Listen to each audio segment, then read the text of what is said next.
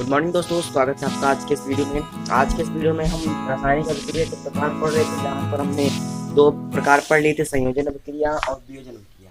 तीसरा पढ़ने वाले हैं विस्थापन अभिक्रिया। ठीक है, तो विस्थापन अभिक्रिया हमारा तीसरा प्रकार है और इसको आज हम अच्छे से पढ़ने वाले हैं। विस्थापन अगले वीडियो में पढ़ेंगे। मैंने पिछले वीडियो तो आपको कहा था कि हम विस्थापन एक ही वीडियो में कवर करेंगे, लेकिन हम अलग अलग वीडियो में कवर करेंगे, थोड़ा अच्छा समझ पाएंगे। तो वीडियो थोड़ा छोटा रहेगा तो दो वीडियो में हम अच्छे समझ लेंगे। ठीक है, देखिए रासायनिक अभिक्रिया में 5 प्रकार के थे, हमें विस्थापन अभिक्रिया पढ़ना है। विस्थापन अभिक्रिया में देखिए परिभाषा पहले से समझ लेते हैं, और इससे नाम से थोड़ा सा क्लियर हो रहा है हमें कि विस्थापन यानी कि एक स्थान से विस्थापित हो जाना। अगर मैं यहाँ अभी खड़ा हूँ, यहाँ से यहाँ आ गया तो विस्थापन हो गया ना मेरा, उस जगह से यहाँ वहाँ से मेरा विस्थापन हो गया ना, मुझे वहाँ से मैं वहाँ से हट गया ना।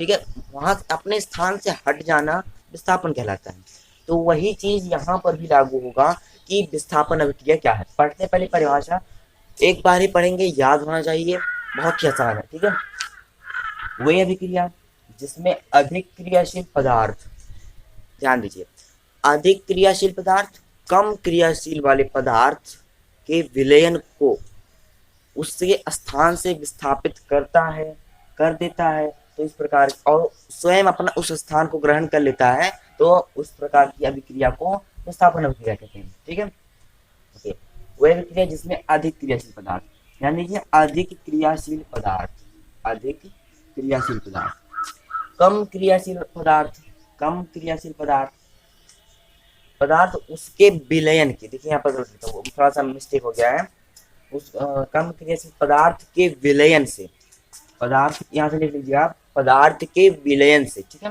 विलयन से उसके स्थान से या स्थान में से, ठीक है, विलयन से इसके स्थान से विस्थापित कर देना। मतलब कि ध्यान दीजिए, दो पदार्थ एग्जाम्पल दिखा रहे हैं, विस्थापित कर देता है और स्वयं अपना उसका स्थान ग्रहण कर लेता है, ऐसी अभिक्रिया को विस्थापन अभिक्रिया कहते हैं। ठीक है, बहुत ही आसान है।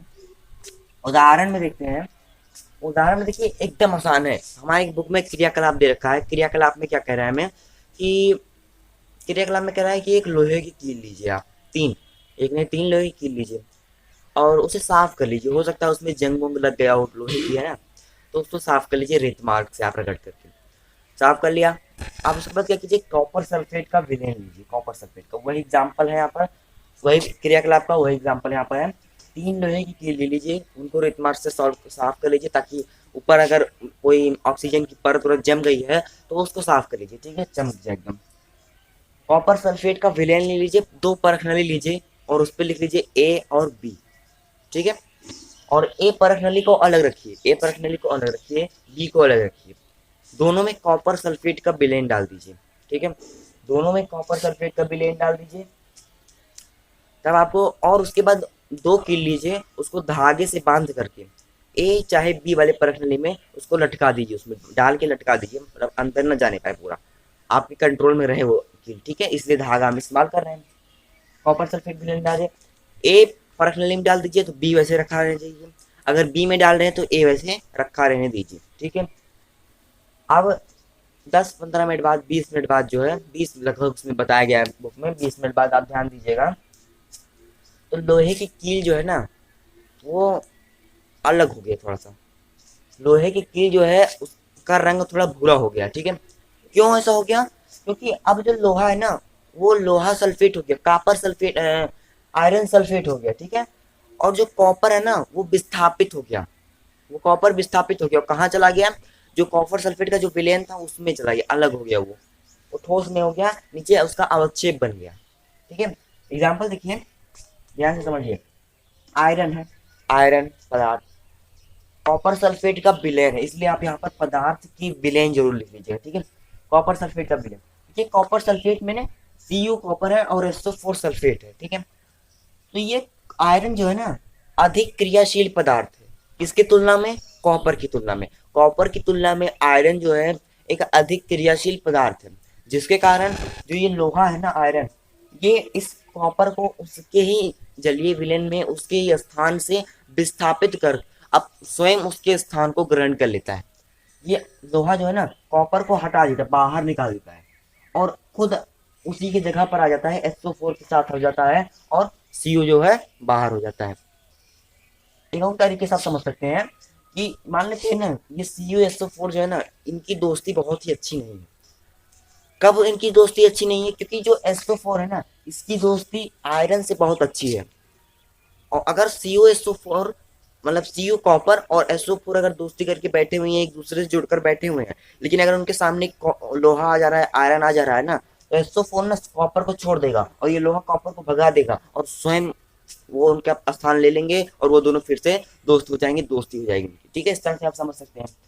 वैसे सिंपल यही समझिए कि ये लोहा अधिक क्रियाशील पदार्थ है, कॉपर कम क्रियाशील पदार्थ है, जिससे लोहा कॉपर को विस्थापित कर स्वयं उसका स्थान ग्रहण कर ले रहा है।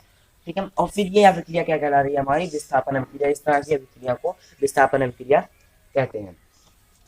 अभी देखिए दूसरा एग्जाम्पल, जिंक और copper sulphate. Zinc sulphate copper. Zinc है, देखिए जिंक है यहाँ पर अधिक क्रियाशील पदार्थ है और कॉपर जो है कम क्रियाशील पदार्थ है, जिससे जिंक जो है कॉपर को उसके स्थान से विस्थापित कर देता है और जिंक सल्फेट और कॉपर हमें प्राप्त हो जाता है। अच्छा, अब हमारे मन में एक सवाल उठेगा। क्या सवाल उठेगा? कि हमें ये कैसे पता चलेगा कौन सा पदार्थ अधिक क्रियाशील है? अच्छा, अभी मैं इसको समझा ले रहा हूँ, एक एग्जाम्पल मैं आपके सामने रख रहा हूँ। ठीक है, तब आप देखिए वहां पर क्या आपका रिएक्शन रहता है। अब देखिए यहाँ पर Zn हमें पता, हमें आपको बता दिया कि ये अधिक क्रियाशील पदार्थ है। यहाँ पर लोहा मैंने बता दिया अधिक क्रियाशील पदार्थ है, किसकी तुलना में? ठीक, अगर किसी चीज की तुलना किसी चीज में करा जाए ना, तभी हम कह सकते हैं कि ये दोनों अगर अधिक क्रियाशील पदार्थ हैं, लेकिन तुलनात्मक रूप में। यहाँ और लोहा जो है ना, कॉपर की तुलना में अधिक क्रियाशील पदार्थ है, ना कि सोडियम या पोटेशियम की तुलना में या फिर मैग्नीशियम की तुलना में। क्योंकि जो सोडियम, पोटेशियम, मैग्नीशियम या एल्युमिनियम जो होते हैं ना, ये लोहा या जिंक से भी अधिक क्रियाशील पदार्थ हैं।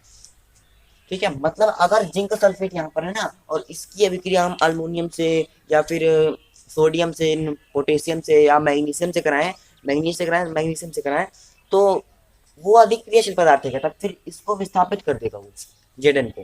ठीक है, तो मतलब हम पता कैसे लगाएं कि हाँ कौन सी अभिक्रिया में हम विस्थापित करना चाहिए या नहीं करना चाहिए। ठीक है, तो इसके लिए ना हमें चैप्टर नंबर 3 पढ़ना होगा। चैप्टर नंबर 3 है धातु और अधातु। उसमें ना हमें एक सक्रियता श्रेणी रहेगा, उसको पढ़ना रहेगा। सक्रियता श्रेणी का मतलब है कौन सा पदार्थ कितना सक्रिय है, वहां पर हम उसके बारे में विस्तार से पढ़ेंगे। चाहे तो आप बुक में जाकर वो अब ऑलरेडी देख सकते हैं, ताकि आपका ये चीज क्लियर रहे विस्थापन अभिक्रिया। अगर आपके सामने आगे विस्थापन अभिक्रिया कहा जा रहा है कि अब इसकी अगर ये अभी इतना दे दिया गया, अब आप इसके आगे के रिएक्शन को लिखिए, दूसरे समीकरण में परिवर्तित कीजिए, जिसमें पहले समीकरण ऐसे लिखा रहेगा, मतलब ऐसे लिखा रहेगा, कहा जाएगा ये लिख के दिखाइए। आपको अभिकारक दिए रहेंगे, उत्पाद लिखना रहेगा। तो क्या कर लेंगे आप? तो देखिए परिभाषा क्लियर हो गया। आपको स्क्रीनशॉट लेना है तो ले लीजिए, मैं आपको यहाँ पर एक अभिक्रिया लिख कर दिखा रहा हूँ। ठीक है, देखिए दोस्तों, अब यहाँ पर मैं एक रिएक्शन लिख रहा हूँ। रिएक्शन क्या है? CuSO4 plus Zn। अच्छा रुकिए, उल्टा लिख रहे हैं, Zn प्लस CuSO4। अभी इसका प्रोडक्ट क्या होगा? इसका जो प्रोडक्ट है, मतलब कि इसका जो उत्पाद आएगा वो क्या होगा? हाँ, आप कहेंगे फटाक से कि हाँ क्या हो जाएगा हमारा? Zn SO4 plus CuSO4। ठीक है, यही अभी क्लियर लिखा हुआ है। लेकिन अगर मैं यहाँ पर लिख दूँ, अगर मैं यहाँ लिख दूँ Zn SO4 Cu plus Zn SO4, तब तो फिर आप कहेंगे हाँ फिर ये हमारा इस तरह से जाएगा, यहाँ पर हमारा CuSO4 हो जाएगा प्लस Zn हो जाएगा, यही तो। लेकिन ये जो है ना, ये रिएक्शन गलत है। बल्कि मैं कहूँ अगर इस तरह से कोई लिख कर दे दिया है तो समझ लीजिए वो रिएक्शन नहीं करेगा, वो अभिक्रिया उसमें हो भी नहीं। अगर इस तरह से लिखा हुआ है ना, तो समझ लीजिए ये गलत है। और अगर इतना लिखा हुआ है ना, समझ लीजिए ये प्रोडक्ट ही लिखा हुआ है किसी एक अभिक्रिया का, अभिकारक फिर आपके पास नहीं है। अब कारक आप लिख सकते हैं इससे। ठीक है, क्यों? क्योंकि ये CO हमें पता है, क्योंकि ये जो कम अभिक्रियाशील है, और किसकी तुलना में, जेडन की तुलना में, जिंक की तुलना में सीयू जो है कम अभिक्रियाशील पदार्थ है, और जिससे सीयू जेडन को विस्थापित नहीं कर पाएगा। तो ये इसमें इसके आगे कुछ अभिक्रिया ही नहीं होगा। अगर आप जिंक सल्फेट के विलयन में कॉपर सल्फेट जिंक सल्फेट के विलयन में कॉपर को डाल देंगे ना, तो कुछ अभिक्रिया नहीं होगा, वहां पर कोई चेंजेस नहीं होंगे। ठीक है, यहाँ पर बस इतना ही समझ, मेन यही पॉइंट यही समझना है कि अधिक और कम क्रियाशील पदार्थ को ध्यान में रखना है। आप स्क्रीन पर वो सारे डी देख सकते हैं, मैं आपको दिखा दूंगा वो, और बुक में भी आप जाकर एक बार अच्छे से याद कर सकते हैं, उसको याद भी करना पड़ जाएगा हमें, क्योंकि हमें कब इस रिएक्शन में काम आ जाएगा, क्योंकि हमें याद नहीं रहता कौन सा अधिक क्रियाशील पदार्थ है कौन कम है, क्योंकि उसमें उस चैप्टर में हमें काम भी आएगा वो पूरा सारणी हमें याद होना चाहिए वो, ताकि जो है हमें आगे कुछ काम लिखना उखना हो तो, मतलब आगे कुछ भरजन विस्थापन सब काम होता है, मतलब वो आगे हम पढ़ेंगे जब उसको पढ़ेंगे तो वहां पर काम आता है, तो सारे आपको याद भी करना पड़ेगा। तो इससे अच्छा आप अगर आप अभी देख लेंगे, थोड़ा सा कोशिश करेंगे याद करने का, तो सकता है आपको याद हो जाए। ठीक है, तो याद हो जाए तो अच्छी बात है। अभी देखिए, यदि आपको सिर्फ में नहीं देना चाहिए कौन सा अधिक क्रियाशील पदार्थ है कौन कम क्रियाशील पदार्थ है, और मैंने आपको ये भी बता दिया है कि हमें वो सारे डी वहाँ पर मिल जाएगा, वहाँ से आप बता, वहाँ पर हालांकि सब पदार्थ नहीं है, सभी तत्व नहीं है, हो सकता है सभी पदार्थ का बना हो, सभी तत्वों का बना हो सारे, लेकिन हमारे पास छोटा सा ही हो, ज़्यादा तत्व नहीं, जैसे 10-12 तत्व होंगे। ठीक है, 10-12 एलिमेंट होंगे, क्योंकि हम हो सकता है वही सब रखे गए हों जो हमें सबसे ज़्यादा इस्तेमाल किए जा रहे हों हमारे दैनिक जीवन में, या फिर हमारे समीकरण में हम इक्वेशन जो बना रहे हैं इसमें वही सब ज़्यादा इस्तेमाल किए जा रहे हो, वैज्ञानिकों ने ये देखा हो सकता है उन्होंने उतना ही रखा हो, ज़्यादा ना रखा हो, और उनके पास तो होगा बहुत, लेकिन जब हम चैप्टर पढ़ेंगे ना, तो शारीरिक कैसे बना उसको भी हमें पढ़ना रहेगा वहाँ पर, बल्कि पढ़ना कि हमें अलग अलग चीज़ों से अलग अलग पदार्थों का रिएक्शन करा के देखना होगा कौन पहले अभिक्रिया कर रहा है कौन बाद में अभिक्रिया कर रहा है, फिर उस हिसाब से उसको व्यवस्थित करना है। ठीक है, हालांकि वो व्यवस्थित हमें करना नहीं रहेगा, बस हमें ये वहाँ पर इक्वेशन को, समीकरण को करके देखना रहेगा, मतलब अभिक्रिया को करके देखना रहेगा कि हाँ हो रहा है या नहीं, कितनी जल्दी हो रहा है, टाइम लग रहा है या नहीं लग रहा है, उन सबकी क्वेश्चंस को हमें याद भी रखना होगा ताकि एग्जाम में आ जाए तो हमें आसानी रहे करने में। ठीक है, तो ये दो एग्जाम्पल थे, बुक में शायद 2 ही एग्जाम्पल हैं, और होगा तो आप देख लीजिए, या फिर और कहीं बुक हो तो, मतलब जो एक्स्ट्रा बुक्स होते हैं दूसरे एनसीईआरटी में तुम्हारे 2 ही है। ठीक है, तो ठीक है दोस्तों, मिलते हैं अगले वीडियो में। अगले वीडियो में हम चौथा प्रकार जो कि हमारा द्विविस्थापन क्रिया है उसमें पढ़ेंगे, वो भी बहुत आसान है। यहाँ पर विस्थापन है जिसमें एक पदार्थ दूसरे पदार्थ को विस्थापित कर देता है, उसके स्थान से विस्थापित कर देता है। यहाँ पर द्वि विस्थापन मतलब दो दो विस्थापन होंगे, यानी एक पदार्थ दूसरे पदार्थ को विस्थापित करेगा, दूसरा पहले को विस्थापित करेगा, मतलब एक दूसरे को आप विस्थापित करेंगे, वहां पर आयनों के मध्य आदान प्रदान होता है। ठीक है, तो उसको हम अगले वीडियो में विस्तार से पढ़ेंगे। ठीक है, तो मिलते हैं अगले वीडियो में। अगले वीडियो के लिए आप चैनल को सब्सक्राइब कर लीजिए, बेल आइकन को प्रेस कर लीजिए, और वीडियो पसंद आया हो तो लाइक कर लीजिए, दोस्तों में शेयर कर दीजिए, ताकि उन्हें भी ये सब पढ़ने का मौका मिले यूट्यूब से, हो सकता है वो लोग ना पढ़ रहे हो भी। ठीक है, तो वो सबको पढ़ने शेयर कर दीजिए, इसलिए कमेंट बॉक्स में लिख दीजिए कि हाँ आपको पूरा पूरा सबको समझ में आ गया। अगर कुछ नहीं समझ में आया आपको तो ज़रूर कमेंट बॉक्स में बताइए, मैं अगले वीडियो में ज़रूर उसको क्लियर कर दूंगा जो कुछ आपको नहीं समझ में आया होगा। ठीक है, तो धन्यवाद, मिलते हैं अगले वीडियो में।